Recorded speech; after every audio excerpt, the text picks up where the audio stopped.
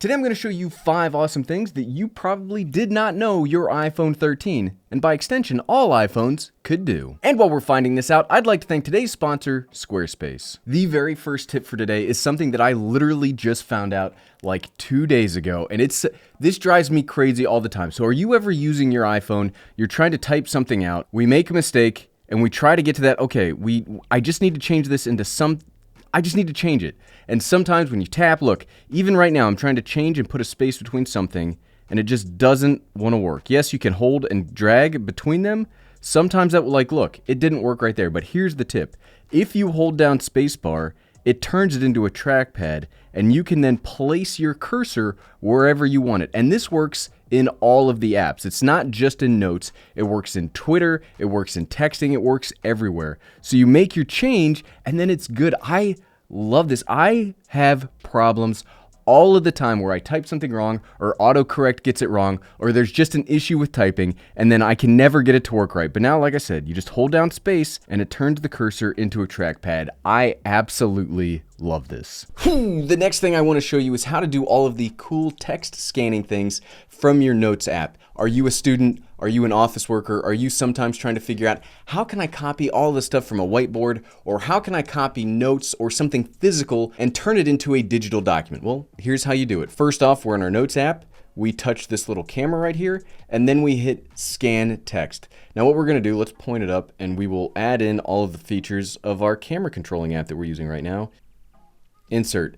Boom, so look at that. Instantly, I was able to copy over all of the features that I've got from the Lumix tether that I'm using to control this camera. We've got one shot AF, level gauge grid, all of the things that I can use. You can use that on anything. You can copy lists. You can copy stuff. Have you ever had somebody write out a list for you, but you don't want to go like check out your notebook? You want to make sure that you can send it maybe to somebody else?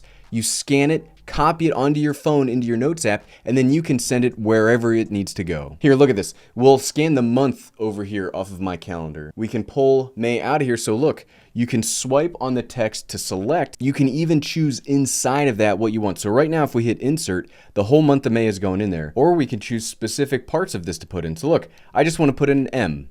Why would I want to put an M? I don't know, but I just want to do that. So we hit M, insert. There you go. So you can, even within a list or even within any other text that you captured, you can edit it before you put it into your Notes app. So a lot of this stuff that Apple is doing with their smart camera features, that's awesome. Normally you got to like physically type out a list, or you got to type out things if you want to take them from the physical world and add them to the digital world, but not so with the iPhone camera app. One of the things that irritates me most about iOS and macOS, any kind of Apple OS, is the notifications. I feel like you get a notification for everything, but there's a good thing in that you can customize what notifications you get, and you can mute a lot of them if you really don't want to see them anymore. You can swipe down from the top, bring up your menu right here, you can click on focus, and you can set it to a couple of different things. Do not disturb means you're just not going to get any notifications until you turn it off.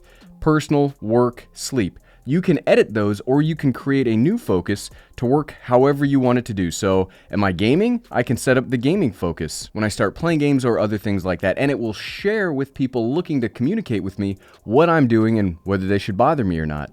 Or you can customize it totally. You can name it, we'll name it some purple with the food, and I'm getting food. I'm out to eat with the family and I don't want to deal with a bunch of notifications. Next, you can then set to who is allowed to contact you, whether it be text message or call. Maybe there's emergency. Maybe you want to set your babysitter or somebody to contact you when you're out to eat. You can add that here. You can also add, maybe you have favorites and you don't want to individually put people in there. You can add a whole bunch of people. Everyone, no one. We'll do no one for this one. Not only is it about people though, you can also set app notifications. Now, one thing that I know my family wants from me is to make sure that Twitter is not on there because I have a habit of checking Twitter way too often. I also have a habit of checking my email way too often, and Reddit I already have notifications turned off on, so it's pretty well. So you can set it to not allow any apps to bother you when you're doing certain things. It's kind of like shortcuts, but for notifications to come in. So now my focus for food is ready.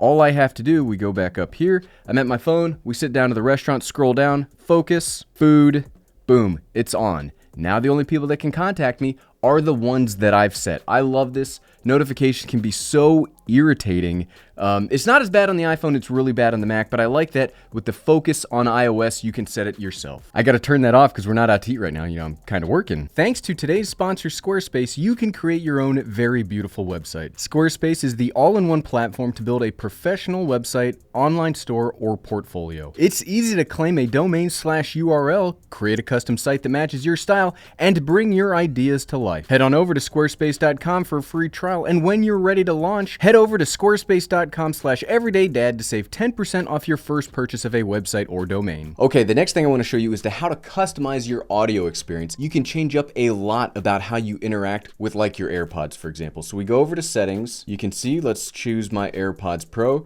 You can choose what they do with them, whether we do noise cancellation with the one AirPod, all of that stuff. But what I really want to show you is we go back, audio visual, headphone accommodations, turn it on. Now you can customize the audio setup within your headphones. You can change up how your phone calls go. You can change up how you listen to movies and music.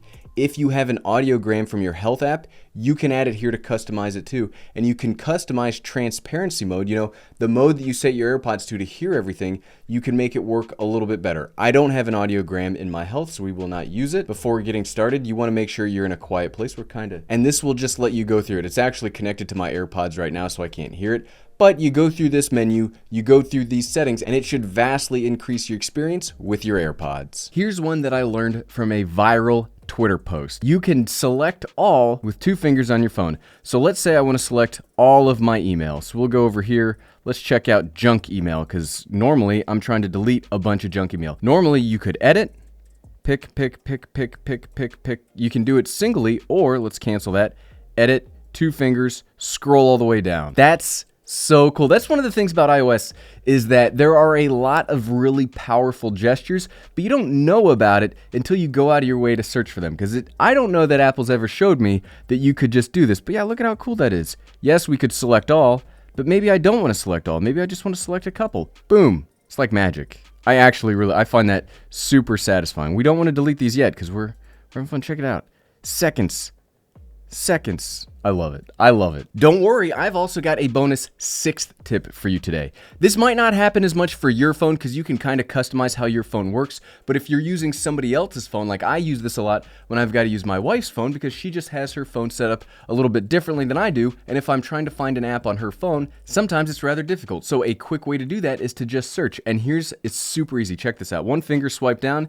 There you go. Now you've got Siri Search. Let's say on here I want to find Twitter. It should be pretty easy on my phone, but boom, Twitter, you just type it in. Now you can find it. It's super easy. You just got to make sure. So if we swipe all the way from the top, we get the command menu, right, with all of these options. If we swipe down from over here, we get our notifications. So you have to swipe down from the middle of the screen, then you get your search and suggested menu. And I think that is incredibly powerful. And if you like this video, I bet you'd like to see the follow-up on why I think the iPhone 13 Pro Max is such an incredible device. And you can find that by clicking right here. Click. Thanks for watching.